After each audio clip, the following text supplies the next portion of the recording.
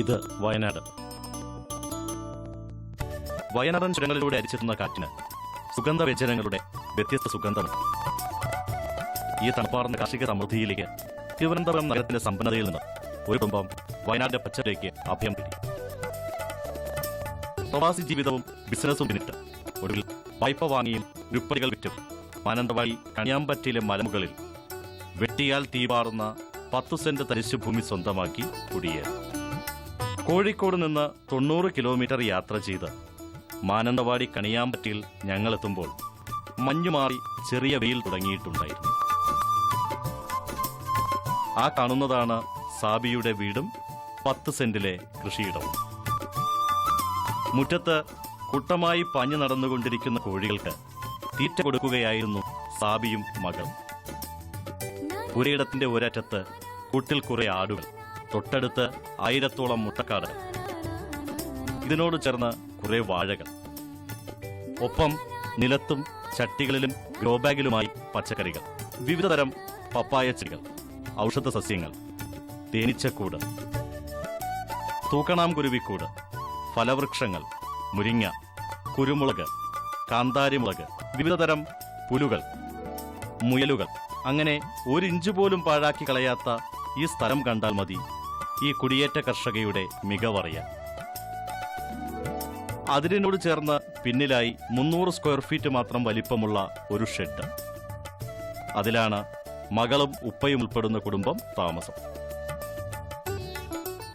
ഇവിടെ വന്ന് ഞാൻ ആദ്യം ചെയ്തതെന്ന് പറഞ്ഞാൽ ഒന്നുമില്ല, വെറും ഒരു ഷെഡ് കെട്ടി ഞാൻ ഇതിനകത്ത് വന്നതിന് ശേഷം എൻ്റെ ഒരു വള മാത്രം ബാലൻസ് ഉണ്ടായിരുന്നു. അത് വിറ്റ് 5 ആടിനെ വാങ്ങി. ബത്തേരിയിൽ ഫാമിൽ പോയിട്ട് 5 ആടിനെ വാങ്ങി. അതിൽ നിന്നാണ് എൻ്റെ ആദ്യത്തെ ഒരു വരുമാന മാർഗം എന്ന് പറയുന്നത് അതാണ്. പിന്നെ 6 മന്ത് കഴിഞ്ഞപ്പോൾ ഞാൻ കാടയിലേക്ക് മാറി. ഇപ്പോൾ കാടയിൽ നിന്നാണ് ഈ കാണുന്ന എല്ലാം ഉണ്ടായത്.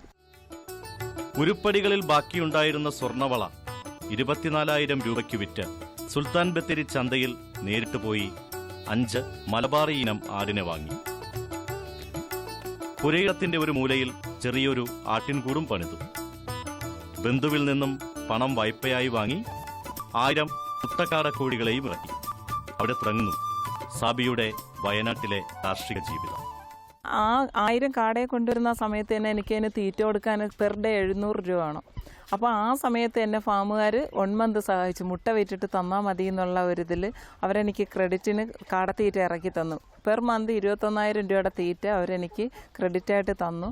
പിന്നെ മുട്ട വിറ്റ് ദിവസം 1,200 രൂപയുടെ മുട്ട വിൽക്കാൻ പറ്റി. അതിൽ നിന്ന് കാടയുടെ തീറ്റ ചിലവ് എല്ലാം കഴിച്ചു കഴിഞ്ഞാൽ എനിക്ക് ശരാശരി 700 രൂപ അതിൽ നിന്ന് ദിവസം വരുമാനം ഉണ്ടായി. പിന്നെ എനിക്ക് തിരിഞ്ഞു നോക്കേണ്ടി വന്നിട്ടില്ല. അതിൽ ആ 700 രൂപയിൽ നിന്ന് എൻ്റെ ജീവിത ചെലവും കഴിഞ്ഞു. പിന്നെ ഞാൻ മറ്റൊന്ന് ഓരോന്ന് ചെയ്തു തുടങ്ങി. ഇവിടെ ആടിനോടൊപ്പം തന്നെ മുട്ടക്കാടകളെയും വളർത്തിയതോടെ ദിവസം ഒരു നിശ്ചിത വരുമാനം ഉറപ്പായി. മുട്ട കടകളിൽ എത്തിക്കുന്നതുൾപ്പെടെയുള്ള എല്ലാ ചിലവുകളും പോയിട്ട് ദിവസം 700 രൂപയോളം ലാഭം സാബിക്ക് കിട്ടിത്തുടങ്ങി. കൂടാതെ കാടയുടെ കാഷ്ടം ഒരു മികച്ച ജൈവവളമായതിനാൽ മാസത്തിലൊരിക്കൽ അത് വിൽക്കുമ്പോഴും തെറ്റില്ലാത്തൊരു വരുമാനം ലഭിക്കും. ഒരു സ്ഥിര വരുമാനമായതോടെ ഇനി 10 സെന്റ് തരിശുഭൂമിയെ വളക്കൂറുള്ളതാക്കുകയായിരുന്നു സാബിയുടെ അടുത്ത ചിന്ത. എനിക്ക് ഈ തരിശുഭൂമി ഞാൻ വാങ്ങാനുള്ള കാരണമെന്ന് പറഞ്ഞാൽ ഈ ഒരു മൊട്ടക്കുന്ന് ഞാൻ തിരക്കി നടന്ന് വാങ്ങിയതാണ്. കാരണം എൻ്റെ ജീവിതത്തിൽ നിന്ന് ഞാൻ വന്ന് താഴെ വീണു പോയ ഒരു സ്റ്റേജ് ഉണ്ടായിരുന്നു. എല്ലാ സമ്പാദ്യവും നഷ്ടപ്പെട്ട് ഞാൻ പെരുവഴിയിൽ നിൽക്കേണ്ട ഒരു അവസ്ഥ വന്ന സമയത്തിൽ വാത്സല്യം സിനിമ റിലീസായിരുന്നു. ആ സിനിമ എൻ്റെ ജീവിതത്തിൽ എൻ്റെ ഏറ്റവും വഴിത്തിരിവെന്ന് പറഞ്ഞ വാത്സല്യം സിനിമയാണ്. അതിലെ എൻഡിങ് പോർഷൻ മമ്മൂട്ടി ഒരു തരിശു ഭൂമി, ഒരു മൊട്ടക്കുന്ന് തരിശു ഭൂമി പോയി വാങ്ങുന്നത് എൻ്റെ സ്വപ്നമായിരുന്നു. അതുപോലെ അത് സിനിമയാണെങ്കിൽ കൂടി എൻ്റെ റിയൽ ലൈഫിൽ ഞാനത് കൊണ്ടുവന്നു. പിന്നെ എൻ്റെ ഗ്രാൻഡ്മ, അച്ഛൻ്റെ അമ്മ, ഞാൻ ചെറുതിലേ എനിക്ക് കാണിച്ചു തന്നൊരു പാഠമുണ്ട്. പച്ചിലയും ആടിൻ്റെയും കോഴിയുടെയൊക്കെ കാഷ്ടം ഇട്ടിട്ട് എല്ലാ പച്ചക്കറികളും മറ്റുള്ള എല്ലാ മരങ്ങളും ചെടികളും ഒക്കെ അവർ നടുന്നത് അങ്ങനെയാണ്. അപ്പോൾ അത് അന്ന് എനിക്ക് കാട്ടി തന്ന എൻ്റെ മനസ്സിലൊരു പാഠം ഉണ്ടായിരുന്നു. അപ്പോൾ ഇത് രണ്ടും കൂടിയിട്ട് ഞാൻ പ്രയോഗിച്ചപ്പം 6 മാസം കൊണ്ട് എനിക്ക് പട്ടിണിയില്ലാതെ മുന്നോട്ട് പോകാൻ പറ്റി. നന്നേ ചെറുപ്പത്തിൽ വാപ്പയുടെ ഉമ്മയാണ് കൃഷിയിലെ ബാലപാഠങ്ങൾ പകർന്നത്. അത് ചാരം മൂടിയ കനൽ പോലെ മനസ്സിൽ കെടാതെ കിടക്കുകയായിരുന്നു. തുമ്പ പോലും ഇറങ്ങാത്ത മണ്ണിൽ കൊത്തിക്കിളച്ച് ശീമക്കൊന്നയും കമ്മ്യൂണിസ്റ്റ് പച്ചയും ആട്ടിൻകാഷ്ടവും വിതറി മുകളിൽ വീണ്ടും മണ്ണിട്ടു. ഇങ്ങനെ 2-3 അടുക്കുകൾ മണ്ണ് നന്നായി കൊത്തിക്കിളച്ചതോടെ വായുസഞ്ചാരം കൂടുകയും പച്ചില വളവും മറ്റും ഉപയോഗിച്ചതിലൂടെ മണ്ണ് പോഷകസമ്പുഷ്ടമാവുകയും ചെയ്തു. അങ്ങനെ സർവ്വതും സാബിയുടെ പച്ചില വളവും ആട്ടിൻകാഷ്ടവും പച്ചവെള്ളവും കഴിച്ച് നിറയെ പൂക്കാനും കായ്ക്കാനും തുടങ്ങി. അങ്ങനെ ചുരുങ്ങിയ കാലം കൊണ്ട് 10 സെന്റ് മുഴുവൻ ജൈവോൽപ്പന്നങ്ങൾ കൊണ്ട് നിറഞ്ഞു.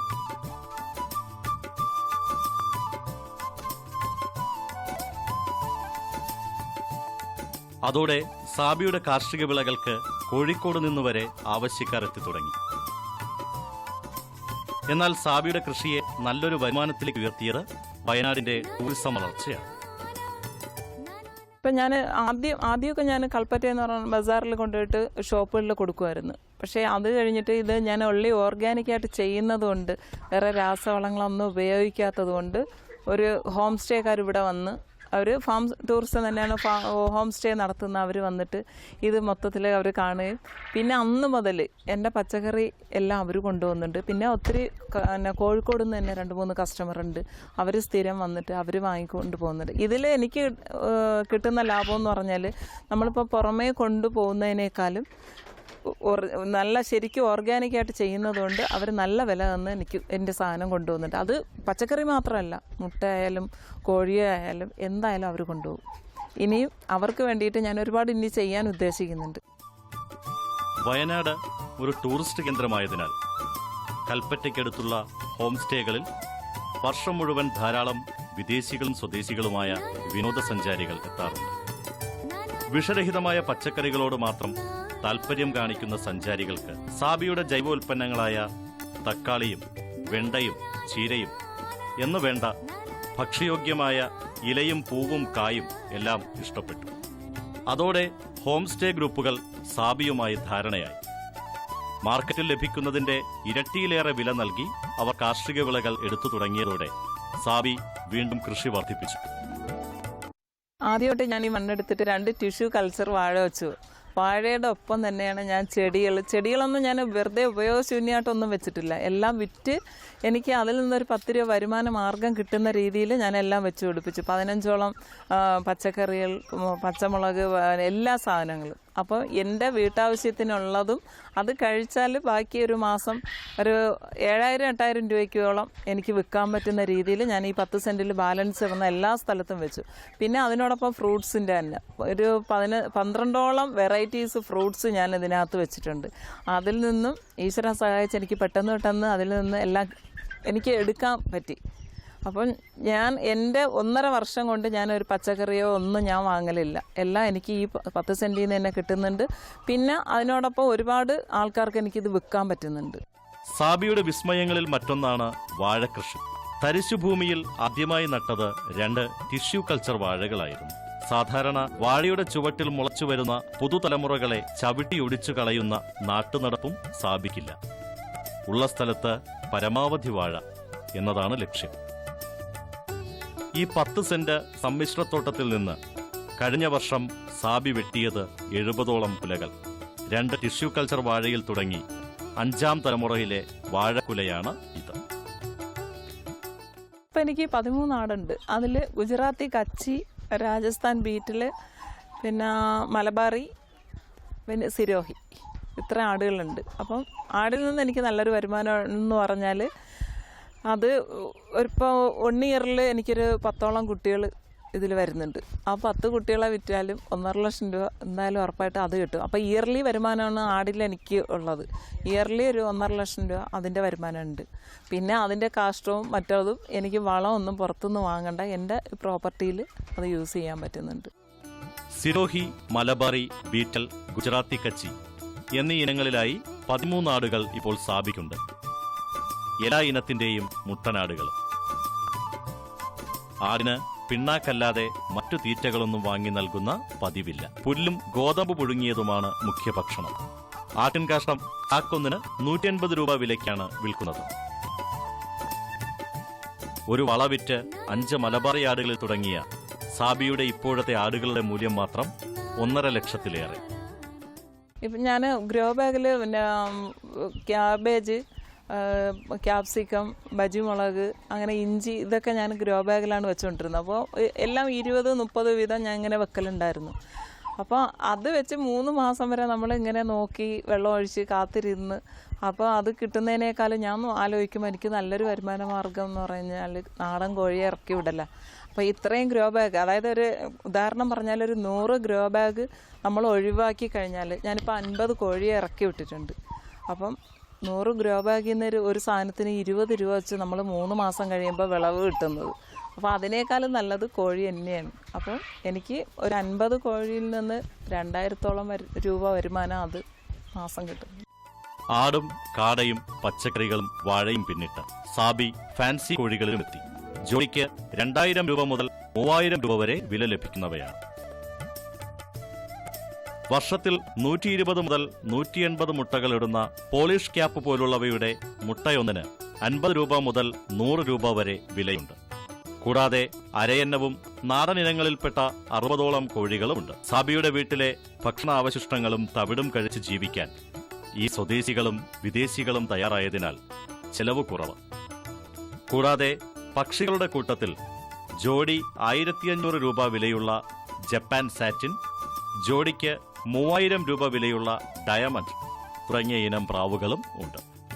കണിയാമ്പറ്റ സ്കൂളിലെ 8ാം ക്ലാസ് വിദ്യാർത്ഥിനിയായ ഏകമകൾ സമീറയും വാപ്പ സൈനുദ്ദീൻ റാവുത്തറുമാണ് കൃഷിയിൽ സാബിയെ സഹായിക്കുന്നത്. എൻ്റെ പേര് സമീറ. ഞാൻ കണിയാമ്പറ്റ ഹയർ സെക്കൻഡറി സ്കൂളിൽ 8ാം ക്ലാസ്സിൽ പഠിക്കുന്നു. ഞാൻ ഉമ്മാനെ ഇതുപോലെ സഹായിക്കാറൊക്കെ ഉണ്ട്. പിന്നെ സ്കൂളിൽ പോകുന്നതിന് മുമ്പ് രാവിലെ തന്നെ കോഴികൾക്ക് തീറ്റ കൊടുക്കാനും അങ്ങനെയൊക്കെ സഹായിക്കാറുണ്ട്. പിന്നെ സ്കൂളിൽ വിട്ട് വന്നാൽ വൈകുന്നേരം കോഴികൾക്ക് തീറ്റ കൊടുക്കാനും പിന്നെ കുറച്ച് ചെടികൾ നടാനും അങ്ങനെയൊക്കെ സഹായിക്കാറുണ്ട്. കൃഷിയിൽ അഗ്രികൾച്ചറൽ അസിസ്റ്റന്റ് ഡയറക്ടർ ലൗലി അഗസ്റ്റിനാണ് മാർഗനിർദ്ദേശങ്ങൾ നൽകുന്നത്. 10 സെന്റിലെ കാർഷിക വിളകളുടെ കൂട്ടത്തിൽ റെഡ് ലേഡി, റൂബി ഇനങ്ങളിലായി 6 പപ്പായ മരങ്ങൾ. ഒരു പപ്പായ പഴത്തിന് 100 രൂപ വരെ വില ലഭിക്കും. അവക്കാഡോ ഉൾപ്പെടെയുള്ള വിദേശ പഴച്ചെടികൾ കായ്ക്കാറായി നിൽക്കുന്നു. സപ്പോട്ട, passion fruit, orange, red apple, blackberry, പേരയ്ക്ക, മുള്ളാത്ത, മുട്ടപ്പഴം, പ്ലാവ്, പിസ്ത, റംബൂട്ടാൻ, മാവ്, ഇനിയുമുണ്ട് ഫലവൃക്ഷങ്ങൾ. സാബിയുടെ 10 സെന്റ് ഭൂമിയിലെ കാർഷിക വിളകൾക്ക് സുഗന്ധം പകരാൻ റോസാപ്പൂവ്, ജമന്തിപ്പൂവ് തുടങ്ങിയവയ്ക്കും ഇടം കണ്ടെത്തി. എനിക്ക് ഈ 10 സെന്റിൽ വന്ന് എൻ്റെ ബുദ്ധിമുട്ടിൽ നിന്ന്, ദാരിദ്ര്യത്തിൽ നിന്ന് എനിക്ക് മാറാൻ കഴിഞ്ഞതിൽ എനിക്ക് ഈശ്വരനോട് എന്നതുപോലെ തന്നെയാണ് എനിക്ക് ഒരാളോട് തീർത്താൽ തീരാത്ത കടപ്പാടുണ്ട്. എനിക്ക് ഈ ഒരുപിടി മണ്ണ് വാങ്ങി തന്നത് മദ്രാസിലെ എൻ്റെ മാമയാണ്. അപ്പോൾ അത് വാങ്ങി തന്നത് മാത്രമല്ല, ഒരു സ്വയം തൊഴിൽ കണ്ടെത്താൻ വേണ്ടിയിട്ട് ഞാൻ ബാങ്കിൽ കയറി ഇറങ്ങിയിട്ടുണ്ട്. ഒത്തിരി ബാങ്കിൽ ഞാൻ കയറി ഇറങ്ങിയിട്ടുണ്ട്, ഒരു 50,000 രൂപയ്ക്ക് വേണ്ടിയിട്ട്. അപ്പോൾ 10 സെന്റ് എന്നുള്ള രീതിയിൽ എന്നെ കളിയാക്കല. 10 സെന്റിൽ എന്ത് ചെയ്യാൻ പറ്റും, അതിന് ബാക്കി പറഞ്ഞൊന്നും പറയാതിരിക്കുന്നതാണ് നല്ലത്. പിന്നെ നമ്മൾ എവിടെ ചെന്നാലും, ഒരു ഗ്രാമസഭയ്ക്ക് പോയാലും അവരും ആദ്യം അനൗൺസ്മെൻറ്റ് ചെയ്യും 20 സെൻറ്റോ അതിന് മേളിലോട്ടുള്ളവരും ഫോം വാങ്ങിയാൽ മതിയെന്ന്. അപ്പം നമുക്ക് അവിടെയും ഇല്ല, അവിടെയും 10 സെൻറ്റുകാർക്ക് സ്ഥാനമൊന്നുമില്ല. അങ്ങനെ ആയിരിക്കും എൻ്റെ മാമ തന്നെ, ഈ പ്രോപ്പർട്ടി വാങ്ങി തന്ന എൻ്റെ മാമ തന്നെ എനിക്ക് 1 ലക്ഷം രൂപ തന്നു, ഒരു സ്വയം തൊഴിൽ കണ്ടെത്താൻ വേണ്ടിയിട്ട്. അപ്പോൾ ബാങ്കിൽ നിന്ന് ഞാൻ വായ്പ എടുക്കും പോലെ എൻ്റെ മാമടുത്ത് നിന്ന് ഞാൻ വാങ്ങിയിട്ട് ഞാൻ ഇത്രയും എൻ്റെ ഈ ഒരു സ്റ്റേജ് വരെ ഞാൻ 3 അവാർഡും വാങ്ങി. ഈ 3 അവാർഡ് ഇത്രയും എൻ്റെ ഇപ്പോഴത്തെ ഈ പൊസിഷൻ, അത് എനിക്ക് കടപ്പാടുള്ളത് എൻ്റെ മാമയോട് മാത്രമേ ഉള്ളൂ. പിന്നെ കുറച്ച് നല്ലവരായ നാട്ടുകാർ. കാർഷിക വായ്പ തേടി 10 സെന്റ് ഭൂമിയുടെ പ്രമാണവുമായി വയനാട്ടിലെ ഒരു ബാങ്കിന്റെ ശാഖയിലെത്തിയ സാബി മടങ്ങിയത് നിറകണ്ണുകളോടെയായിരുന്നു. 20 സെന്റ് മണ്ണെങ്കിലും സ്വന്തമായി ഇല്ലാത്തവർക്ക് കൃഷിവായ്പ നൽകാൻ വകുപ്പില്ലെന്ന ഉറച്ച നിലപാടിലായിരുന്നു ബാങ്ക്.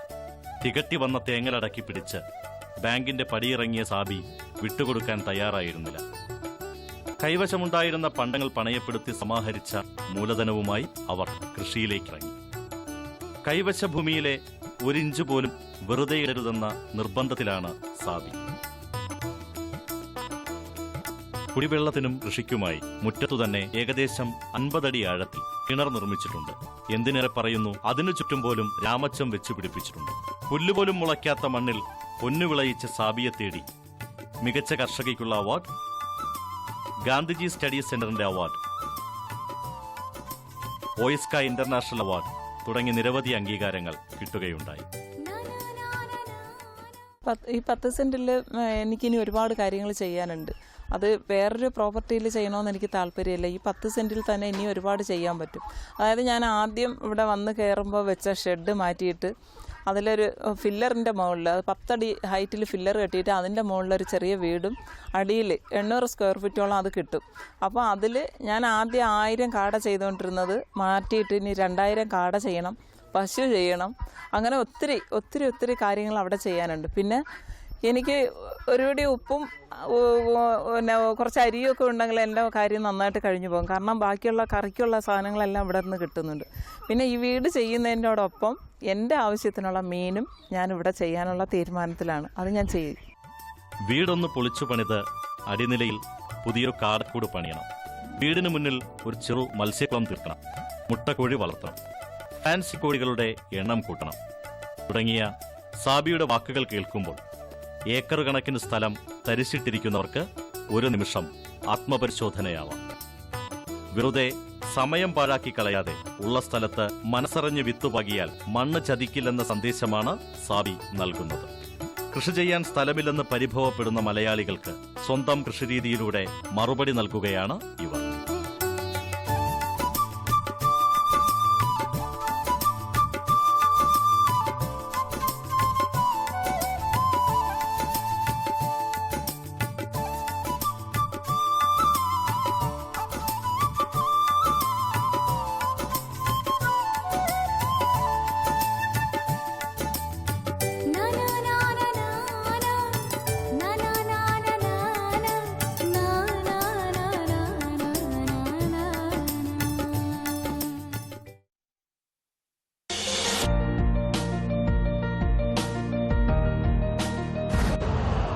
यूरिया का स्वदेशी उत्पादन 17 लाख टन बढ़ाने के लिए 6 उर्वरक संयंत्रों का उद्धार किया जा रहा है।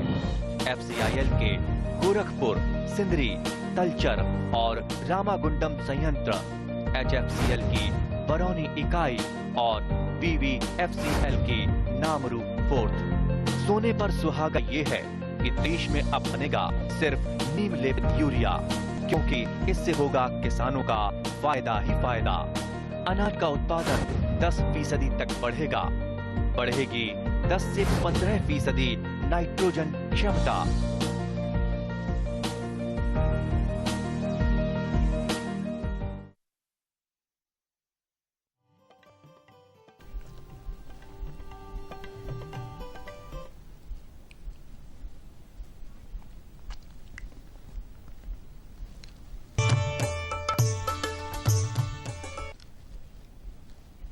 നമസ്കാരം. ദൂരദർശൻ കാർഷിക വാർത്തകളിലേക്ക് സ്വാഗതം. പ്രധാന വാർത്തകൾ. കെപ്കോ നഗരപ്രിയ പദ്ധതിയിലേക്ക് അപേക്ഷിക്കാം. ലോകമണ്ണ് ആരോഗ്യ ദിനാഘോഷം തിരുവനന്തപുരത്ത്. ആടുവളർത്തലിൽ പരിശീലനം. വിശദമായ വാർത്തകളിലേക്ക്. നഗരപ്രദേശങ്ങളിൽ കോഴിമുട്ടയുടെ ഉൽപാദനവും വിപണനവും ഉപയോഗവും വർദ്ധിപ്പിക്കുന്നത് ലക്ഷ്യമാക്കി സംസ്ഥാന പൌൾട്രി വികസന കോർപ്പറേഷൻ നടപ്പാക്കുന്ന കെപ്കോ നഗരപ്രിയ പദ്ധതിയിലേക്ക് താൽപര്യമുള്ള കർഷകരിൽ നിന്നും അപേക്ഷ ക്ഷണിച്ചു. തിരഞ്ഞെടുക്കുന്ന ഗുണഭോക്താവിന് ആധുനിക രീതിയിലുള്ള കൂടും 5 കോഴിയും 5 കിലോ തീറ്റയും മരുന്നും സൗജന്യ നിരക്കിൽ ലഭിക്കും. കൂടിന് വേണ്ട നിശ്ചിത തുക ഗുണഭോക്തൃവിഹിതമായി നൽകണം. അപേക്ഷകൾ ഇനി പറയുന്ന വിലാസത്തിൽ ഡിസംബർ 7 മുൻപ് ലഭിക്കണം. വിലാസം: മാനേജിംഗ് ഡയറക്ടർ, സംസ്ഥാന പൌൾട്രി വികസന കോർപ്പറേഷൻ, പേട്ട, തിരുവനന്തപുരം 24. ബന്ധപ്പെടാവുന്ന ഫോൺ നമ്പറുകൾ 0471 2 478 585. മറ്റൊരു നമ്പർ 0471 2 468 585. തിരുവനന്തപുരം കടകംപള്ളി കൃഷിഭവനിൽ വേര് പിടിപ്പിച്ച കുറ്റിക്കുരുമുളക് തൈകൾ സൗജന്യ വിതരണത്തിന് തയ്യാറായി. ആവശ്യമുള്ളവർ കൃഷിഭവനുമായി ബന്ധപ്പെടാവുന്ന ഫോൺ നമ്പർ 812933 31638. മറ്റൊരു നമ്പർ 0471 2 740822. കൃഷി മണ്ണ് സംരക്ഷണ വകുപ്പുകളുടെ സംയുക്താഭിമുഖ്യത്തിൽ ഡിസംബർ 5-ാം തീയതി ലോകമണ്ണ് ആരോഗ്യ ദിനാഘോഷം നടത്തുന്നു. തിരുവനന്തപുരം ടാഗോർ തിയേറ്ററിൽ ഇതോടനുബന്ധിച്ച് പ്രദർശനവും ശില്പശാലയും സംഘടിപ്പിക്കും. ക്ഷീരവികസന വകുപ്പ് തിരുവനന്തപുരം പോത്തൻകോട് ബ്ലോക്ക് ക്ഷീരവികസന ഓഫീസിന്റെ നേതൃത്വത്തിൽ നവംബർ 28 തീയതി രാവിലെ 10 മണി മുതൽ 1 മണി വരെ പ്ലാമൂട് ഹരിശ്രീ ഡ്രൈവിംഗ് സ്കൂളിൽ വെച്ച് പാൽഗുണ നിയന്ത്രണ ബോധവൽക്കരണ പരിപാടി നടത്തുന്നു. ഇതിൽ എല്ലാ ക്ഷീരോത്പാദകരും ഉപഭോക്താക്കളും പങ്കെടുക്കണമെന്ന് ക്ഷീരവികസന ഓഫീസ് അറിയിക്കുന്നു. കോട്ടയം ജില്ലയിലെ തലയോലപ്പറമ്പ് മൃഗസംരക്ഷണ പരിശീലന കേന്ദ്രം വാണിജ്യ അടിസ്ഥാനത്തിൽ ആട് വളർത്തലിൽ സൗജന്യ പരിശീലനം നൽകുന്നു. 40 കർഷകർക്ക് പരിശീലനം നൽകുന്നതിനോടൊപ്പം ഫാം സന്ദർശനവും ഉണ്ടായിരിക്കും. താൽപര്യമുള്ളവർ തലയോലപ്പറമ്പ് പരിശീലന കേന്ദ്രത്തിൽ നേരിട്ടോ അല്ലെങ്കിൽ ഇനി പറയുന്ന ഫോൺ നമ്പറിലോ ഡിസംബർ 8 മുമ്പായി പേര് രജിസ്റ്റർ ചെയ്യേണ്ടതാണ്. ബന്ധപ്പെടാവുന്ന ഫോൺ നമ്പർ 0482 9234 323. ജീവാണുവളങ്ങളായ Trichoderma, Pseudomonas, fish amino acid, വേപ്പിൻ സോപ്പ്, മണ്ണിര കമ്പോസ്റ്റ് എന്നിവയും പച്ചക്കറി കൃഷിക്ക് ആവശ്യമായ ഗ്രോ ബാഗുകളും ആലപ്പുഴ ജില്ലയിലെ മുളക്കുഴ കൃഷിഭവനിൽ നിന്ന് വിതരണം ചെയ്യുന്നു. 2012-13 മുതൽ ഗ്രോ ബാഗ് കൈപ്പറ്റിയ കർഷകർക്കുള്ള പച്ചക്കറി തൈകളും ഇതോടൊപ്പം ലഭിക്കും.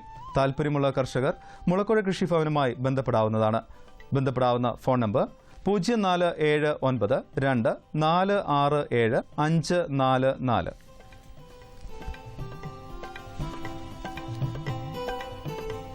കമ്പോള നിലവാരം. വെളിച്ചെണ്ണ കൊച്ചി ക്വിന്റലിന് 10,000 രൂപ, കോഴിക്കോട് 11,000 രൂപ, തൃശൂർ 9,900. കൊപ്ര കൊച്ചി 6,780, കോഴിക്കോട് 7,300, തൃശൂരിൽ 6,790. കുരുമുളക് അൺഗാർബിൾഡ് 68,400, ഗാർബിൾഡ് 71,400. ചുക്ക് മീഡിയം 19,000, ബെസ്റ്റ് 20,500, മഞ്ഞൾ സേലം 10,500, ഈറോഡിൽ 11,000. അടയ്ക്ക പുതിയത് 24,500 മുതൽ 25,500 രൂപ വരെ. കൊച്ചി റബ്ബർ RSS 5ാം ഗ്രേഡ് 10,600 രൂപ, rubber RSS 4ാം grade 10,750, Kottayam rubber RSS 5ാം grade 10,600 രൂപ, റബ്ബർ RSS 4ാം ഗ്രേഡ് 10,700 രൂപ. കമ്പോള നിലവാരം കൊച്ചിയിൽ. വെളിച്ചെണ്ണ ക്വിന്റലിന് 10,000 രൂപ, കൊപ്ര 6,780, പിണ്ണാക്ക് എക്സ്പെല്ല 2,100 രൂപ, പിണ്ണാക്ക് റോട്ടറി 2,400, കുരുമുളക് അൺഗാർബിൾഡ് 68,400, ഗാർബിൾഡ് 71,400, ചുക്ക് മീഡിയം 19,500, ബെസ്റ്റ് 20,500. അടയ്ക്ക പുതിയത് 24,500 മുതൽ 25,500 രൂപ വരെ. ജാതിക്ക തൊണ്ടൻ കിലോഗ്രാമിന് 260 മുതൽ 280 വരെ, തൊണ്ടില്ലാത്തത് 450 മുതൽ 490 രൂപ വരെ.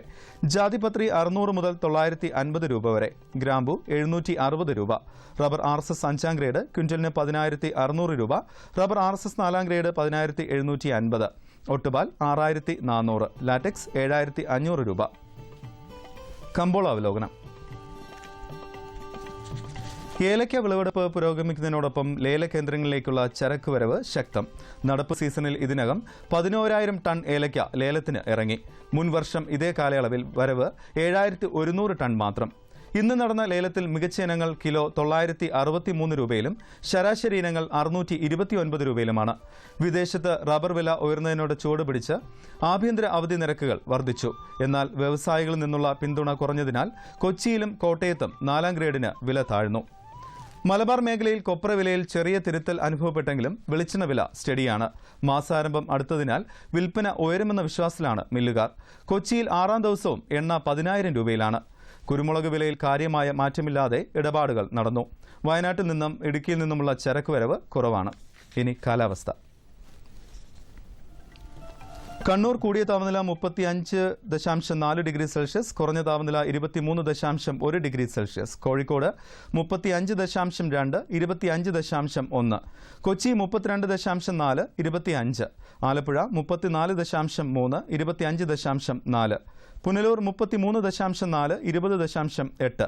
തിരുവനന്തപുരം കൂടിയ താപനില 32.7 ഡിഗ്രി സെൽഷ്യസ്, കുറഞ്ഞ താപനില 23.2 ഡിഗ്രി സെൽഷ്യസ്. ഇന്നത്തെ കാർഷിക വാർത്തകൾ സമാപിക്കുന്നു. നമസ്കാരം.